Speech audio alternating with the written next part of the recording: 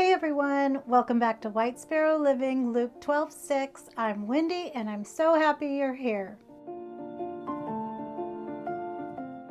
If this is your first time here, welcome, and I hope you'll consider hitting that subscribe button down below as well as the little bell right next to it so that you can be notified every time I upload a brand new video. Today we'll be doing 4 Dollar Tree Farmhouse Christmas DIYs, and if you like these projects, don't forget to give them a thumbs up, comment, let me know what you think, and now without further ado, let's get started.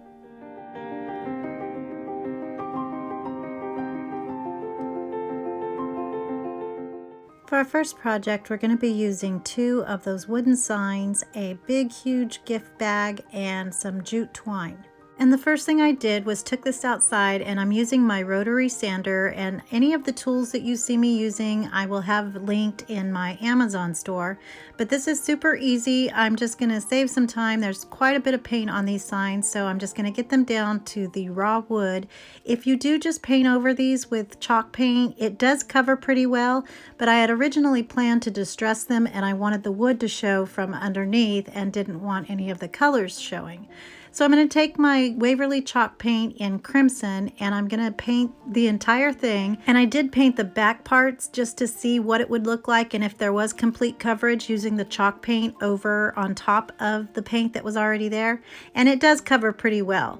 So now I'm going to take some Waverly chalk paint in white, and I'm using a makeup sponge from Dollar Tree, and I'm just going to distress instead of sanding it with my paint so that it's more of a white crisp color instead of the wood. But you could do this either way. I just wanted it to be nice and soft and snowy. And this is such an easy project and went so fast, and it ends up being such a nice big substantial piece, and I think high-end looking. Now I'm just going to take my gift bag and I'm taking out the ribbon holders at the top, and there are 2 holes where those ribbons went through, but using my wood pieces I'm going to cover those up and get it as far up as I can but still covering those holes. And then I'm going to turn them over and place my jute twine, and I ended up using the wired jute twine just to give it some more stability because this sign ends up being pretty heavy, and I love that because it's going to be sturdy and last for years. So I'm just going to staple the bag to the back of the board, and then at the ends I'm going to attach my jute twine with the staples, and I give that a couple of staples just to make sure that it stays in place, and I hook the end so that if something did slip, it will grab onto that hook. But I don't think it's going to slip, and I did hammer in just to make sure.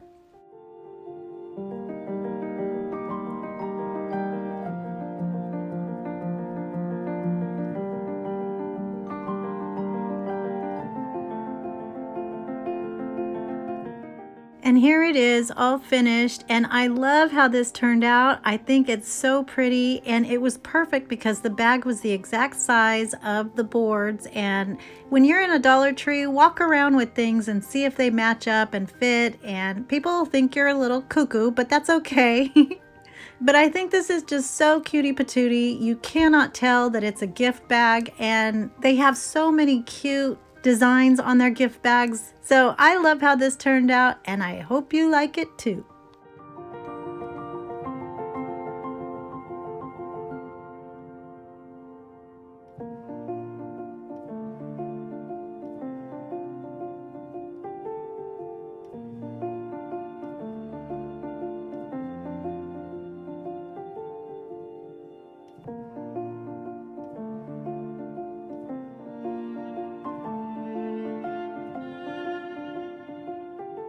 For our next project, we're going to be using some wired garland ties, 3 of the green Christmas trees, some star scatter foam from 4th of July, 3 red tin buckets, and some floral foam. And I end up adding some ornaments and ribbon, but I'll show you that a little bit later. So the first thing I'm going to do is get my trees ready, and ever since I saw Heidi Sonbel at Heidi Sonbel DIY use her trees in more of a woodland type style, I just love these so much, and they're not the Charlie Brown trees that I'm used to seeing when you just fluff them out the normal way. So what you want to do is push them all down and then kind of curve them up at the ends. So I'm going to do that for all of my trees, but I'm going to make them get gradually larger. So I'll have a small, a medium, and a large one. And then I'm going to take my floral foam and hot glue that into the bottom of my bucket and stick each one in. And I'll take the bottoms off where the stand goes on 2 of them, and then for the larger one I'm going to leave that in. And then to cover up my floral foam, I'm going to use some microfiber mop pad that I have from previous DIYs. So these are just scraps, and I'll cover that up and give it a snowy base. So as I get to the smaller tree, I'm going to fold in the branches at the bottom and kind of taper them up, and then I'll fold down the very top piece at the top of the tree.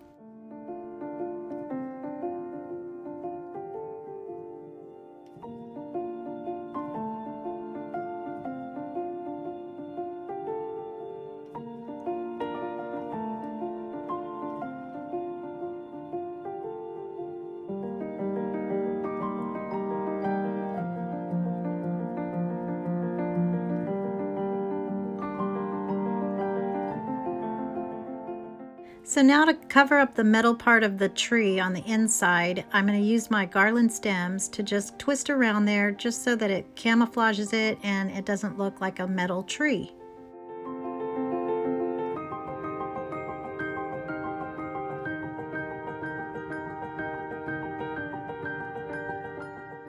So now to soften up the greenery on the trees, I'm going to use my Waverly chalk paint in white.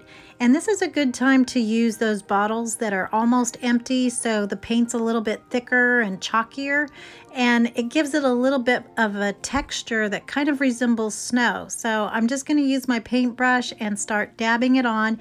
You do want to be careful not to like brush it on because it will splatter, and I now have a nicely polka dotted maroon t-shirt. So now I'm going to take my scatter foam, and I'm using 3 of the white smaller ones to place at the top of my tree, and there's a little bit of wire at the top so you can kind of press it in, and along with the hot glue it's going to stay pretty well in place.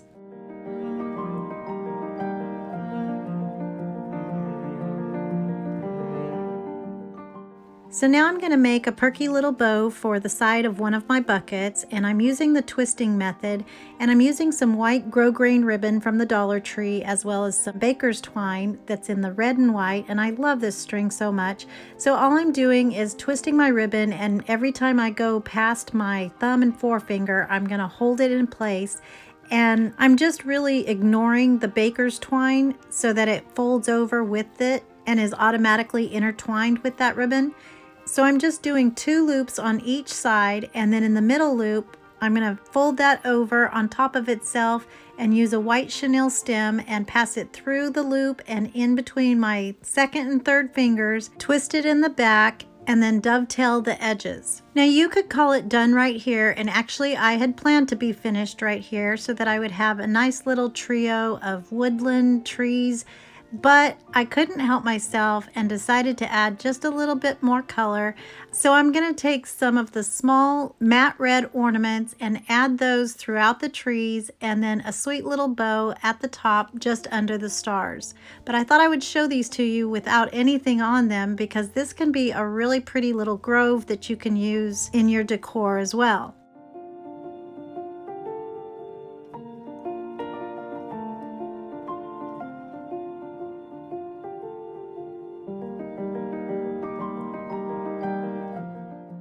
And here they are, all dressed up and looking festive and fun, and it just really goes a little bit more with my banner that I have from the gift bag. And I'm going to show the whole vignette at the end.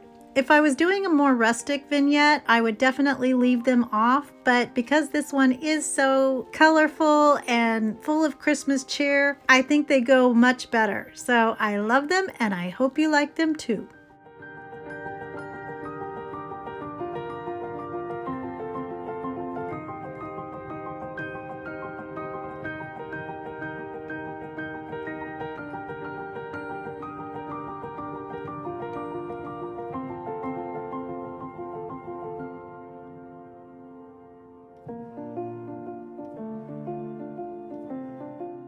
For our next project, we're going to be using some poster boards, some plastic wrap, some string, Mod Podge, and the wooden letters that spell out peace, hope, and joy.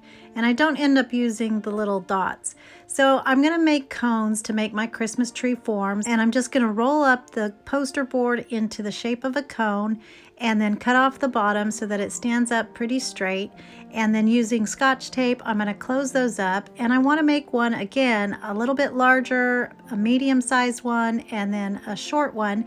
And I want them to have different widths. So you'll have a tall, skinny one, a medium one, and a short, stumpy one. So then I took my plastic wrap and I'm just wrapping it around my cones and tucking it in at the bottom. And on one of them, I wanted to do kind of an experiment and use some transfer tape from the Dollar Tree, which is actually shelf paper. But it was an epic fail, and I had to end up changing the entire direction of where this original project was headed. So originally these were going to be string trees. Try and say that really fast. It comes out string cheese. Anyway, I made a little loop at the end of my string, and then I'm going to place that on the top of the cone and then just start rolling it around. And I want to kind of overlap and make it messy. And then about every 3 inches or so, I'm going to add some Mod Podge. And the idea here was that I was going to have 3 really pretty white trees that would stand up once it dried overnight, which is also why I'm in my pajamas. And I also ended up changing the color palette, so I brought in some reds and greens, and I'm using embroidery floss. So I didn't have quite enough of the embroidery floss in the green, so I just kind of had to piece it together. And this is the cone that I use that shelf paper on, and you'll see that that completely doesn't work, so don't use that.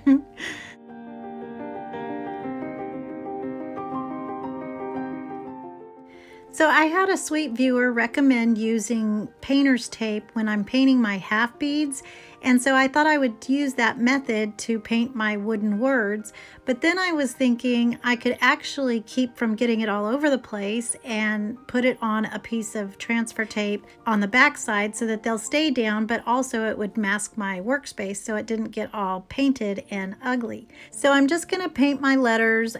And for the word peace, I'm going to use my Waverly chalk paint in white. For the word hope, I'm going to use my celery green. And then for joy, I'll use crimson. I was short an E and an A, so I ended up just piecing those letters together. So for the A, I used an upside down V and then just cut a part of a Z out for the middle part. And then for the E, I used a B and then cut out the round parts and just pieced it together. So now I'm going to pull out my plastic and paper parts of my cone, and this is where it got a little tedious, but this one wasn't so bad, and he stands up pretty well. But you just have to be really careful and patient and pull those out very carefully. But what was happening, and you'll see this in a second, is when I went to stand it up, it was too sparse with the string, so it decided it wanted to lean over. So it was a leaning tree. And basically the same thing happened with the other two. And my granddaughter was there watching. It was so funny how they were. But being the optimist that she is, she said, "Grandma, we can use these as gnome hats." So that's what they became. So to save this project, we're going to be using 3 glasses with plastic lids, some small ornaments, some socks, and a mop pad. And to get the hats to stand up a little bit better, I took some craft sticks and just painted them in the same colors, and then I'll just hot glue those to the insides of our cone-shaped hats. I didn't like the color of the string after it was dry, so I decided to take some more chalk paint and paint that completely white to go with our vignette.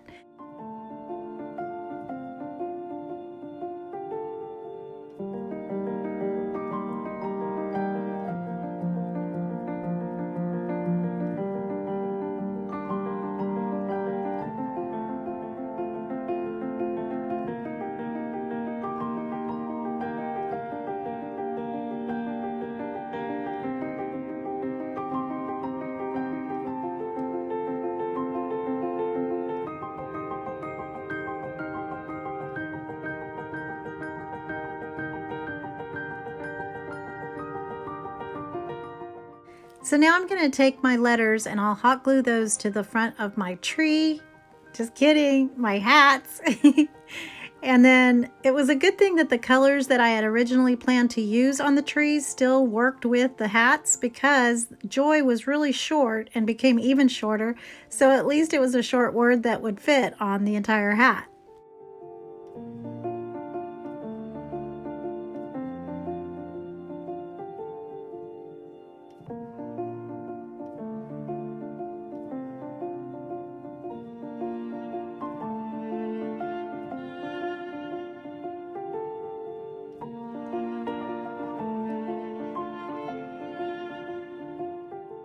So now I'm going to take my glasses and turn them upside down, and then I'm going to feed my sock on from the bottom up. And then with the extra sock, I'm going to put on top of the lid, I'm going to roll it down to make kind of like a donut shape at the top of his head. And then using some hot glue, I'll attach his hat.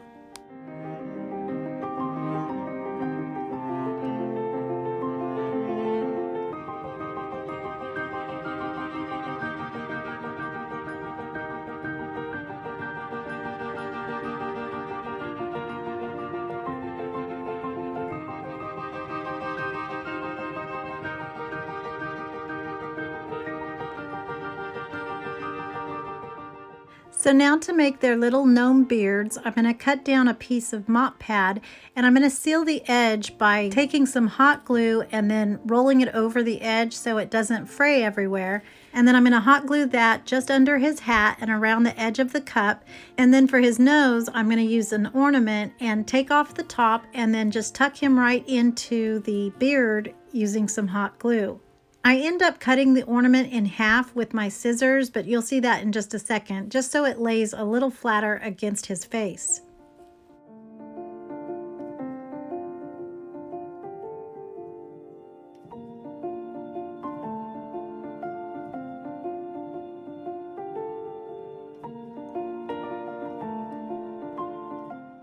So then I took a little scrap piece of greenery that I got from an ornament, and I'm going to tuck a little bit on the side of his hat just to give him some additional cuteness.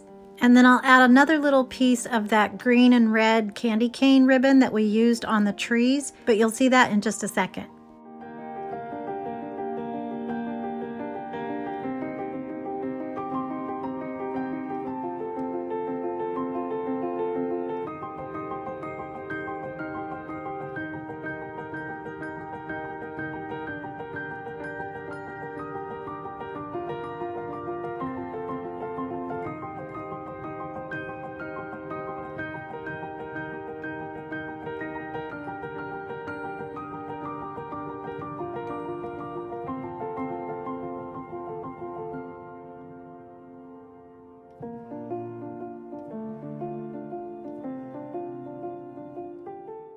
So to incorporate that ribbon, I'm just going to tie a knot in the middle and then just kind of get them to fly upwards, and then I'll cut them at an angle at the ends.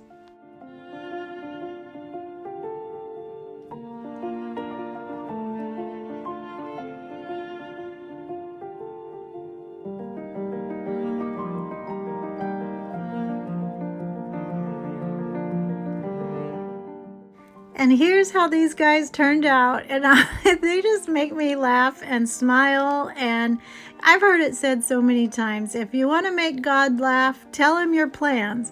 But even though this is not how they were planned from the beginning, I love how these turned out. My granddaughter and I had a great chuckle with our Whoville trees that are now gnome hats.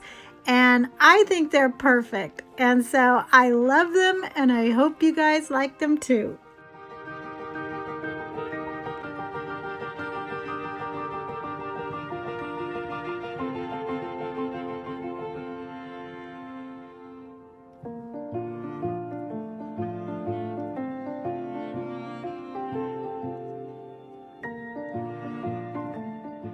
For this DIY, we're going to be using a thrifted alarm clock, some ribbon, a set of battery-operated lights, a house ornament, a white miniature tree, a styrofoam disc, some faux snow, and some glittery snow.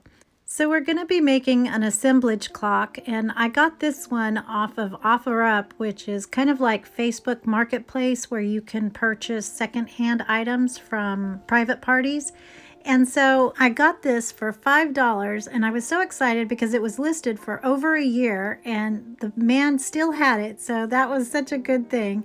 So all I'm going to do is unscrew the back screws and figure out how to get this all taken apart, and I'll unscrew the legs and the top bells and the handle. I had originally planned to paint the entire thing all red with my crimson chalk paint, but then later decided to leave the legs and the handle in the regular silver that it already was, just to give it some contrast. And then I'm going to take my house and I'm going to paint that white all the way around, and I'll do a second coat on the roof, and then while it's wet I'm going to dip that into my glittery faux snow. And I ended up leaving the top part where the ornament hanger goes of the house because I thought it looked like a chimney.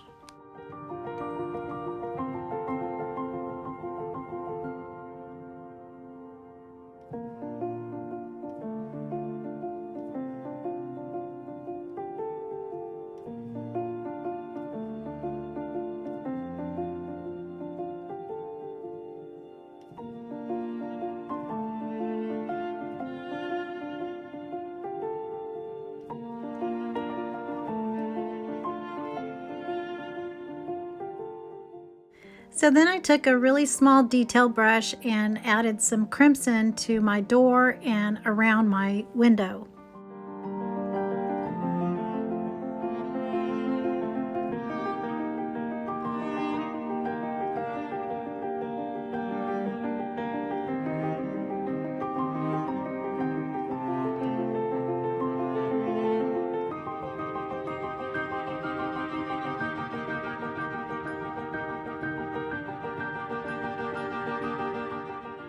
So now for the back of my clock, I'm going to use one of the styrofoam discs, and I'm going to trace around the inside of my clock, and then I'll be using that to push into the back so that I can have a pretty white background. So I'm just going to cut that out using a kitchen knife that I use only for crafting now. I know that there are some hot knives that you can use too. I really need to get one of those. So I'm just going to keep cutting it down until it gets to the size that I need and it fits in there nice and snug, but I don't want it too small because I don't want it to come out either. And then to get my lights in there, I'm going to take my big fat nail and just drive a hole towards the bottom and over to the side so it doesn't show. And then I'll take my string lights and feed that through from the back and then get all of those toward the front. And then I'm going to take another piece of styrofoam and I'm going to use that as a lifter so that my little scene will be kind of high enough so that you can see, but flat at the top so that they sit level.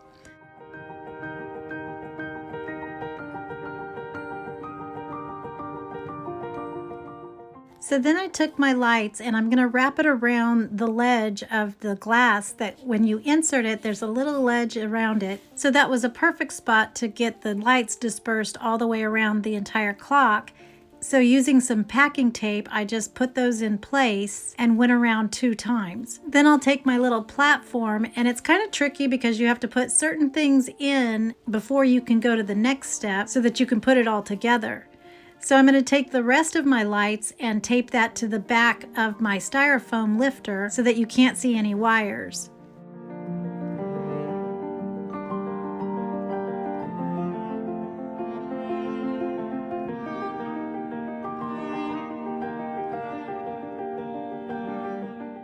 Then I'm going to take my tree, and it's a little bit too tall, so I just used my needle nose pliers and I'm just going to pull out some of those bristles toward the bottom of the tree.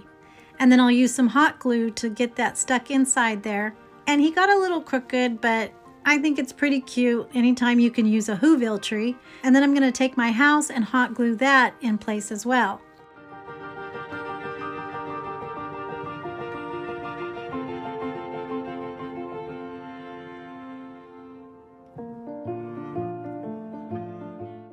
Then I'm going to take my faux snow, and this is always such a mess to use. I have learned to turn off my ceiling fan before opening these packages, but it doesn't matter how clean you try to be or how careful you are, they always seem to end up flying everywhere.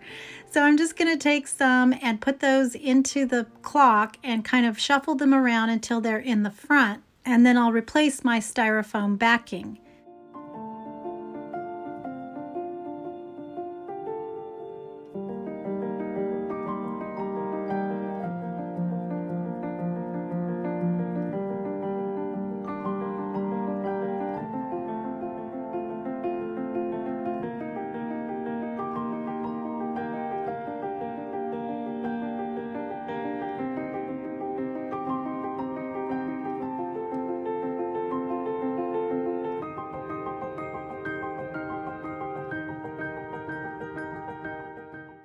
I originally wanted to use a little red truck and put this inside there, but I didn't think I had enough room.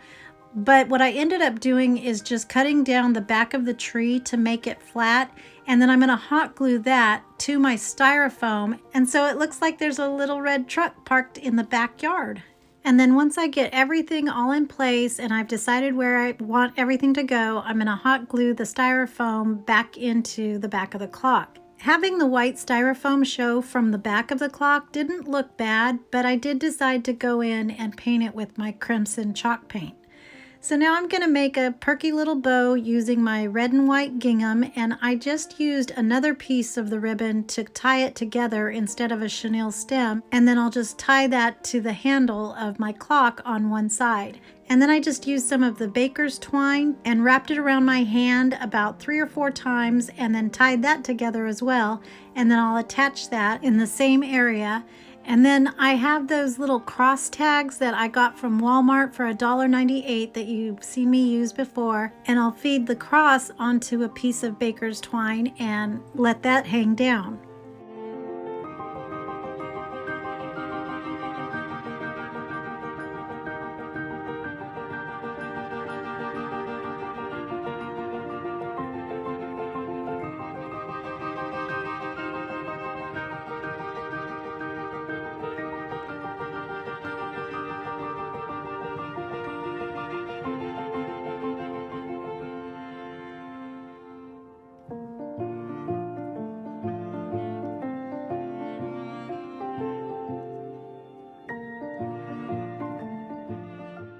So now I'm just going to tuck some Christmas greenery into that bow and let it kind of hang over to the side.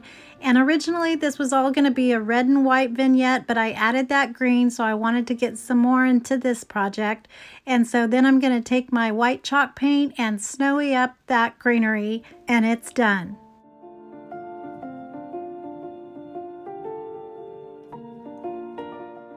And here it is, all lit up and beautiful. I am so in love with this.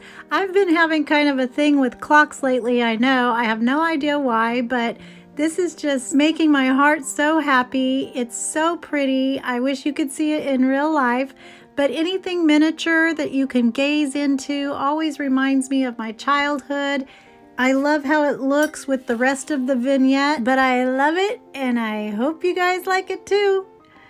I hope you guys enjoyed this video, and if you did, don't forget to give it a thumbs up, comment, let me know what you think. I've been trying really hard to get back to all of your comments, but do know that I read each and every one of them, as well as the prayers when they come in. I appreciate all the love and support you guys have been sending through emails, on Facebook and Instagram. You guys have really just become family, and I just love you guys so much. Remember the reason for the season. I hope everyone has a blessed day, and remember to always be the light. Bye.